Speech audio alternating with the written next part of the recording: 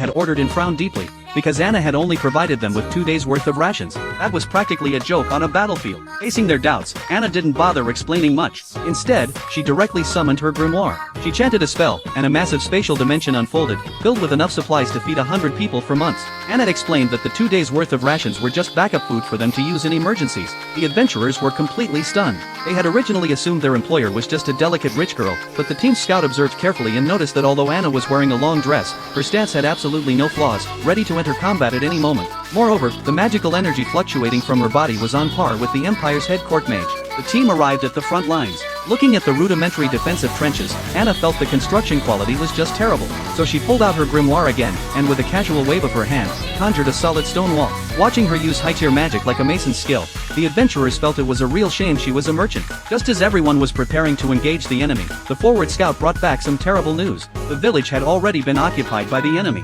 What was even more infuriating was that these mercenaries completely ignored the international laws of war. Not only did they loot on a massive scale, but they also took all the villagers captive. Anna's gaze instantly turned cold. She had originally thought this was just a regular territorial dispute, but since they dared to lay their hands on civilians and even messed with her turf, the entire nature of the situation had completely changed.